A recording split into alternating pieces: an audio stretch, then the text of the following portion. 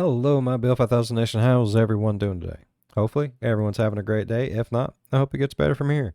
We are back with another MrBallen video. This one's titled 5 Strangest Disappearances in Force, Part 2, The Missing 411.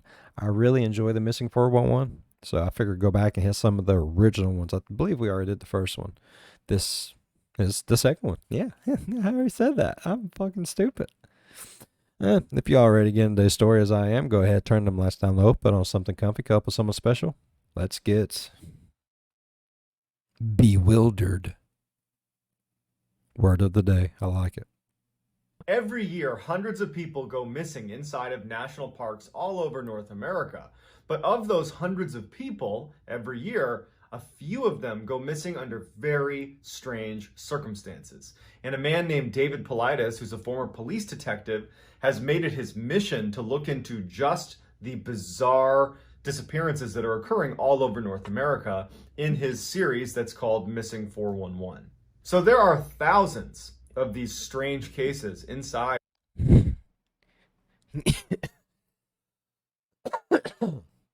Yes, my chair hurts my booty cheeks. It happens. of Missing 411. I have no ass. It's just back and legs, people. Just back and legs. That David Paulides has poured tens of thousands of hours of research into, and he puts them into books, into documentaries, and so there's really no shortage of strange cases to look at. But as I begin my own research into Missing 411 and learn about these different cases, I have been pulling groups of stories that stand out to me as being particularly interesting or just fascinating or just strange, and I'm making videos to highlight those stories. And so I've already done one video like this where I highlighted 5 stories that I thought were particularly strange. You can find that in the description. I left a link to that video if you want to check that out. And so today I'm going to be looking at another 5 cases from the Missing 411 project that are just totally weird. But before we get into today's stories, if you're interested in the strange, dark, and mysterious delivered in story format, you've come to the right channel, because I post 3 to 4 times a week all about the strange, dark, and mysterious, like I'm promising to deliver today. And if that's your deal, I would ask you to please gently uppercut the like button, and then also subscribe to my channel and turn on all post notifications so you don't miss any of those 3 to 4 weekly uploads. All right, let's get into the story. I forget about that. Oh, that creeps me out. So this first one really takes the cake for just being strange. You have a family that basically has 2 experiences that are somewhat connected. You're gonna have to be the judge if they're connected or not, but very strange. On October 1st of 2010, this family, who decided to remain anonymous for the Missing 411 story, they go camping, and it's a 3.5-year-old boy, his older sister, and then the mom and the dad. And so they go camping at Mount Shasta in California, which is a popular camping site. And the family loved to go camping there. And so they're all sitting around the campfire, kind of hanging out at the campsite. It's getting late in the evening, maybe 5, 6 o'clock. And the sister would say that she was looking at her brother, turned away for a second, and then looked back, and he was gone. And it was so sudden that she actually went to go look for him and couldn't find him. So she went and told her mom and her dad, and they start calling for their son, and they're looking all over their campsite, and he's gone. Authorities show up, and they launch a full search. And for 5 hours, they have hundreds of people scouring this area, not only the campsite, but the surrounding areas, and there's no trace of this boy. 5 hours later, they find him laying in a thicket on a trail that had been searched multiple times. And it wasn't like hidden. The thicket was like right by the side of the trail. So if you've searched this trail, you've found this kid. So meaning he couldn't have been there during the search. He must have arrived, and then they found him on this trail. Everybody was so happy that they found this kid and he wasn't physically harmed that no one really looked into the fact that it doesn't make any sense that he is here. How did he get here? Where did he go? Where has he been? No one thought about that. They were like, we got the kid back. We're all happy. The parents are happy. Everyone's ready to just move on. And so the kid goes to the hospital. The doctor looks at the kid and says, you know what, he's fine. This is obviously a traumatic situation, but he's fine. You can take him home. And so the kid goes home with his parents, and pretty quickly the family went back to normal. They were obviously super grateful that they didn't lose their son. About 3 weeks after this whole ordeal, the boy is with his grandmother, who he called Cappy, and he looks at Cappy and he goes, "I don't like the other Cappy." And so his grandmother, the real Cappy, she looks at him and she was like, "What do you mean?" Now, remember, this is a 3.5-year-old boy. Language skills, not the best, okay? Yeah. But this story that he tells his grandmother, he had previously told his father, but the father had written it off as the ramblings of a 3.5-year-old. It wasn't until the grandmother told the father about the story that he was like, "I've heard that story." And so the boy says, while he was camping, he turned and he saw Cappy waving to him to come with him. And so he loves Cappy and he goes with Cappy, and Cappy leads him up a hill to a cave. Now, the whole time, the real Cappy, who wasn't there, she was not with them camping. She's thinking, "Oh my God, someone who looks like me abducted this child." So she's listening, horrified. He said, "She brought me up to a cave. And when we got into the cave, he said there were spiders and purses, like women's purses." And he turned to look at Cappy, and he said that her head was glowing. And it was when he realized, this is not Cappy. This is the other Cappy. And he said the other Cappy kept asking him questions, but he didn't know the answers. And so the other Cappy got frustrated and told him to leave and pushed him out of the cave. And he said that he left the cave and wound up in the thicket, and that's when he was found. And so when Cappy goes and tells the father, and the father says, "I've heard that story," they're like, "That's so weird. Do you think there's any truth to this? Is there someone that looked like me, Cappy, that took the boy away?" And so as Cappy and the boy's father are talking, Cappy feels compelled to share her own strange story about being on Mount Shasta. Because prior to this, the family, I think the way they were looking at what happened is the boy wandered off and he returned 5 hours later. But with the boy's story being kind of corroborated by the father who heard the same story, Cappy's like, "I got to share my story now because I don't know if it's connected, but I had a very strange experience on Mount Shasta as well a year ago." She went camping a year earlier with her friend, and they go to a campsite on Mount Shasta, the same place where the boy With her friend or with her friend? It makes a difference. disappeared and apparently saw the other Cappy. And so Cappy says that night they're sitting around the campfire and it's dark, and she notices a set of eyes in the woods that were glowing. So glowing Like red eyes, she says. Oh. And Cappy and her friend, they go camping all the time. And so they know there could be predators and animals all over the place. And so they grab their flashlights and they shine in the direction of the eyes, and the eyes dart away and they don't think anything of it. Over the course of the night, the eyes would keep showing up all around them. And every time they'd shine a light in their direction, they would vanish. Cappy and her friend are unable to get the light on this thing. So they don't know what it is. And so they're very uneasy about it. But they decide, you know what? We're psyching ourselves out. It's just an animal that's interested in us. And so they go to bed. Get up in your own head. They sleep in their own. She slept in a tent and he slept in a camper. And they go to bed. And friend. Next morning, Cappy wakes up and she's laying on the dirt outside of her tent. And immediately she has pain in the back of her neck. And so she reaches back and she grabs her neck and she can feel there's a cut on the back of her neck. She doesn't know what it is, and she looks up and her friend is on the ground outside of his camper face down as well.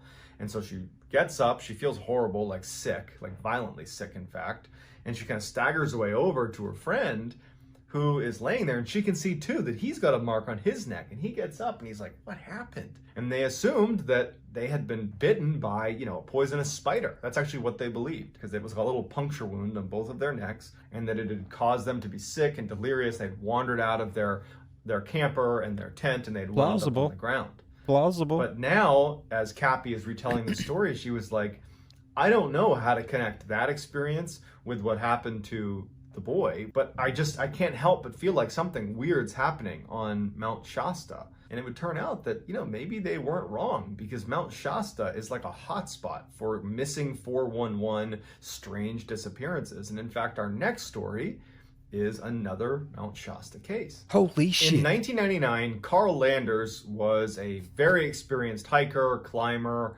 whose passion I in wouldn't do life that. was on the weekends or That's any chance dangerous. he got was to go hiking and climbing.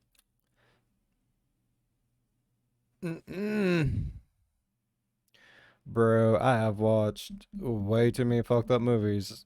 Nope. Nope. I'm not doing none of that shit. And camping. That was just what he did. He was in great shape. He was enjoying retirement. That was his happy place, is being on a mountain somewhere in California, hiking around. And he had two very close friends that he would go hiking with just about every chance he could. In 1999, in the summer, Carl decides he wants to summit Mount Shasta. And it's something he had attempted to do before, and he had been unsuccessful, and this time he was going to do it. And so Mount Shasta, it's high enough, it's about 14,000 feet, that Oh, that's gorgeous. it's not uncommon for people to stop at this point called Lake Helen, where hikers can adjust to the altitude, because it's certainly possible to get sick from being at altitude if you don't adjust to it, or if your body doesn't respond well to it. Altitude poisoning. And so their plan was get to Lake Helen, camp out for the night, and then summit the next day. So they head up in May of 1999, the three of them. They get to Lake Helen and they set up their camp for the night. It was clear that Carl already had some sort of altitude sickness, because by the time they reach Lake Helen, he's weak, he's sick, and he figures, I'm going to try to sleep it off tonight. I'll see how I feel in the morning. And so all night, Carl is just super sick. It's Don't. The Himalayas and stuff, the Sherpas and stuff, they chew on the cocaine leaves, don't they? To help with the altitude and shit. Am I stupid? Is that a thing? Am I just looking for a reason to do cocaine? I don't know. But I'm pretty sure. I think I watched it on Josh Gates' Adventure Unknown. I think. I don't know. Don't quote me. I get things mixed up. horrible night for him. And so early the next morning, Carl, he's a real stubborn guy and he really wanted to climb Mount Shasta. He says to his two friends, hey, look, I'm just going to get a head start here. I've been up basically all night. I'm going to just get up the last stretch here, summit this mountain, and then come back down and be done with it. And so his two friends, they didn't like the idea of splitting up, but Carl's an experienced guy. And I mean, he's only covering a distance of maybe 650 feet. Like, this is not some epic distance he's covering. It's basically like a day hike. So Carl leaves on his own. He leaves his backpack at the campsite, and his two friends would watch him as he kind of bent around the mountain and went up towards the summit, and that would be the last time they ever saw him. The two friends would attempt to summit as well about 30 minutes later. One of them apparently had gotten sick overnight and said, look, I can't do this, and he stays at the camp. He's like, I'll be here. You know, we've already split up from Carl. Why don't you also go on your own, summit yourself, and I'll be here. I'll wait for Carl. I'll wait for you. The friend that does make the summit, he goes up. He follows the same trail, this short distance up to the summit, gets to the summit, and he hasn't seen Carl. He's not shocked. It is a little strange that they wouldn't have passed on the way, but he's thinking, you know, anything could have happened. Maybe he sat down somewhere. I don't know what it is. And then comes back down expecting to see Carl back at the campsite. So he gets back to the campsite at Lake Helen, where the other sick friend had not left. He was still there. And he says, hey, has Carl come back? And the friend's like, no, didn't you see him on the way up? Did you lap him? Like, what's he doing up there? And he's like, no, I went up. I didn't see him on the way up. I didn't see him at the summit, and I didn't see him on the way down. And they're thinking to themselves, like, thinking about the trail itself. It's incredibly open. There's almost nowhere to like fall. There's no crevasse. There's no sheer cliff. Is this a real photo? You know, there's almost no vegetation really to obscure you. It just didn't make any sense that you could vanish. A huge search is launched. They never found anything. There was also 50 to 100 people in the area that day, and nobody knew where he went. No one saw him. No one had any idea what happened to him. They interviewed everybody there. No one knows what happened to Carl. The only clue that we have of Carl is the backpack that he left at Lake Helen before he made the summit run. Other than that, for 20 years, we have no clue what happened to him. None. So this next story is really creepy. One of the strange phenomenons that you get inside Where of he's these living missing with Bigfoot. 411 stories is you have people that go missing really suddenly. Yeah. Like as if they were pulled away. Like you'd be walking, talking to them, turn back, they're there, turn back again, and poof, gone. Yeah. Oh, yeah. I like these ones. At high speed and just ripped off the face of the mountain. And this story is one of those stories. In 2010, Eric Lewis was 57 years old. He was an extremely experienced mountain climber, and he had two very close friends that were also very experienced mountain climbers. And they decided that they wanted to go hike Mount Rainier in Washington State, which is a huge mountain. And they were doing a climb that was fairly technical and fairly dangerous, and it required the three of them to be tethered together on the same cable. And so as they're making this ascent of Mount Rainier, you have friend one in the front, friend two in the middle, and then Eric Lewis is the third guy on the line all the way down. And so the way it worked is the first climber, friend number one, if he wanted to rest, the other two climbers would keep climbing up to his position and take a rest with him. So he was kind of in charge of setting the cadence of how quickly they were going to climb this mountain. And so over the course of the day, the first climber would stop periodically, and then the second climber and Eric would make their way up and wait and relax. All day that was happening. And then one time they come to a stop, and there's been nothing weird happening. Nothing's happened to this point. Everything feels very normal. The first guy stops, the second climber gets up to him, and then Eric doesn't show up. And so they pull on the line, and it's very light. And they pull it up, and the rope has been cut. Like, Eric's gone. And they're like, okay, only in an emergency would you cut the line. And so they just start immediately descending because they're like, well, it just snowed. It'll be very easy to track his footsteps. If he cut the line, he must have had a reason. Let's follow his footsteps to wherever he went. But the only footsteps on the mountain were the ones walking up, attached to the rope. Basically, Eric had been walking up, leaving footprints right behind the other two, and then the footprints just stop. There aren't footprints that go back down. It was like he was pulled off of the mountain. And so they start walking down thinking they're gonna run into him, but they don't. The weather gets bad enough that they ultimately abandon the hike. They go down and they're like, geez. They tell the authorities and they're looking everywhere and they can't find him. And then they discover this creepy cave that's like 200 feet down and away from where they were hiking. That would have been very hard to get to. Inside of this ice cave is Eric's gear, but no Eric. And they've never found Eric's body. But for that gear to get into the cave, it wasn't just, hanging on the edge. It was inside the cave. But there was no footprints leading to the cave. There's no footprints anywhere. It was just like inexplicably, Eric's gear winds up deep inside an ice cave 200 feet away, and Eric's body was never recovered, and no one has any idea what happened to him. So the last story is actually really two distinct stories, but they together make up a particular fun. What do we know about Eric? Was he running from someone? Did he maybe fake his own death? Did his friends kill him? This one just makes me question everyone involved. It's just shady as shit. Phenomenon that occurs inside some of these missing 411 cases, and that's when some creature takes a child and actually protects them. In 1868, a 3-year-old girl vanished abruptly from her father's camp in northern Michigan.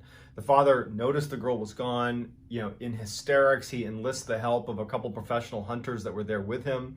They go off looking for this girl, and after a couple of hours of looking, they start to hear what sounds like her voice. And she doesn't sound particularly distraught, but it's definitely a child's voice. And so they kind of cut through this big thicket, and out bursts this massive bear-looking thing that runs away from them. And they didn't shoot it or anything. They just saw this huge animal run away, and they're thinking the worst because they're hearing this child, and now they're seeing this huge animal that looks like a bear running away. And they go through the thicket and they find this girl who's totally unharmed, who was in this kind of clearing within the thicket where clearly this bear creature had been with her. And the father's elated. He scoops up the child, and the child seems unhurt, and he asks her, like, where have you been? What happened? And she says, oh, Mr. Wolf took me here, and Mr. Wolf was feeding me berries, and Mr. Wolf was playing with me. Maybe it was a bear or a wolf or something, but some animal had taken her, brought her into a thicket, and had not harmed her. And so the other instance occurred in 1955 when a family that was made up of mother, father, and their 8 kids were staying in this camp in Montana, and they had all these different tents set up for all their kids. And some of the older kids were staying in one of the tents with their 2-year-old sister, Ida Mae, while the parents were working and the kids were doing whatever they were doing. And so these older kids are sitting deep inside the tent, and near the entrance to the tent is where Ida Mae, the 2-year-old, is sitting. Excuse me. And the tent is open, like the flap is open to the tent. And as they're sitting there, the older kids would later say that a bear wandered past, reached in, grabbed Ida Mae, and scooped her up into its arm. Now, a bear does not do this with its arm, but they described it like this. The bear was holding Ida like this and ran away on 3 legs instead of 4. And so the kids are freaked out because they just saw a bear take their 2-year-old away. They're basically hysterical. They sprint up to their mom and dad. They tell them what happened, and the parents just have no idea how to react to this. They obviously get in touch with authorities. They launch the search, and as they're doing the search, police are asking the kids, like, describe to us again what you saw. And they're like, it was a bear that was like holding our sister like this. And they were like, you got to be more descriptive because bears can't do that. Was it a person? Was it a hairy person? And the police just didn't buy that it was a bear. And so 2 days go by and they haven't found this child. And so the family obviously is thinking the worst. They're absolutely grief-stricken. And then one of the searchers finds the girl. And they find her about 300 yards away from the camp. She was inside of a very intentionally built structure. It was a crudely built fort right against the riverbed. And inside it was like a den, and she was in there and she was totally unharmed and she was perfectly fine. And they take her out and they ask her, like, what happened? And she's 2, but she says, Mr. Bear fed me berries. Mr. Bear kept me here. Mr. Bear cuddled me. That's all we have. We don't know what this creature was, what bear is able to pull its arm in like this, but she felt totally unthreatened by it. And to this day, we don't really know if that was a bear or something else, but whatever it was, it didn't harm Ida, and Ida never felt threatened by it. These stories are just a fraction of the literal thousands of strange cases that David Paulides covers in his Missing 411 project. So if you enjoyed this video and you might want to see more. I love any story about Bigfoot, MrBallen, and you know this. I really enjoy it. I really do like the Missing 411. I guarantee you it's all Bigfoot. And yep, it's all Bigfoot. Or aliens. Or both. Do aliens have big feet on their planets? Are aliens big feet on? Do they have little feet on their planet? I just fucked that whole... Man, I'm just... Do they? I really enjoyed today's video. If y'all enjoyed it as much as I did, please go down there, hit that thumbs up. While you're down there going over, smack that subscribe button, become part of the Bill 5000 Nation. We do some crazy shit here, bro. And if you want to know when that crazy shit happens, ding that bell. It might work for you. It might not. If it does, jump on in on one of the premieres and talk with me in the chat. If you really want to support the channel, go on down. Links in the description. Check out the store. Got some amazing merch. You can't tell me I don't unless you go check it out for yourself. As always, be good to one another. I'll see you in the next one. Bye-bye. It's the Bigfoots.